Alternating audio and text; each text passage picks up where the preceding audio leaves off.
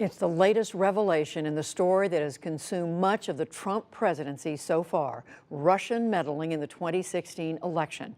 And this time, it involves the president's son. John Yang begins our coverage.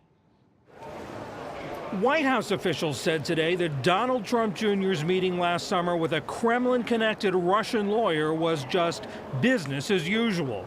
President Trump's counselor, Kellyanne Conway. This was standard operating procedure for the campaign. Let's focus on what did not happen in that meeting. No information provided that was meaningful, no action taken, nothing. The New York Times first reported the June 2016 meeting between Donald Trump Jr., then campaign chairman Paul Manafort, Trump's son-in-law Jared Kushner, and Natalia Veselnitskaya. The president's son said he had been told that Veselnitskaya had damaging information about Hillary Clinton, who had clinched the Democratic nomination just days before.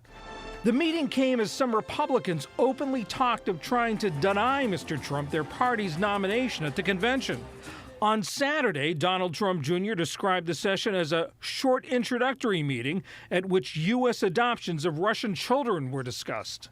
But yesterday, faced with the New York Times reporting on the purpose of the meeting, he acknowledged he was told the lawyer might have information helpful to the campaign. He said the woman stated that she had information that individuals connected to Russia were funding the Democratic National Committee and supporting Ms. Clinton. Her statements were vague, ambiguous, and made no sense. It quickly became clear that she had no meaningful information. In an off-camera White House briefing today, Principal Deputy Press Secretary Sarah Huckabee Sanders dismissed the controversy. Don Jr. took a very short meeting from which there was absolutely no follow-up. Don Jr. did not collude with anybody to influence the election. Today, Donald Trump Jr. said, "Obviously, I'm the first person on a campaign to ever take a meeting to hear info about an opponent. Went nowhere, but had to listen." He also said he'd cooperate with the Senate Intelligence Committee's investigation of Russian meddling in the election. In Moscow, a spokesman for Russian President Vladimir Putin said the Kremlin knew nothing about the lawyer or the meeting. All this comes amid continued confusion over just what came out of the president's meeting with Putin last week at the G20 summit. Administration officials had hailed the creation of a joint cybersecurity unit to guard against election hacking.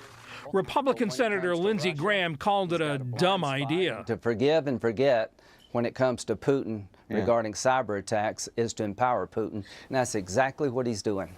Hours after Graham spoke, the president appeared to reverse course, saying that a U.S.-Russian cybersecurity unit can't happen. For the PBS NewsHour, I'm John Yang. And John will be back with a closer look at the Donald Trump Jr. story right after the news summary.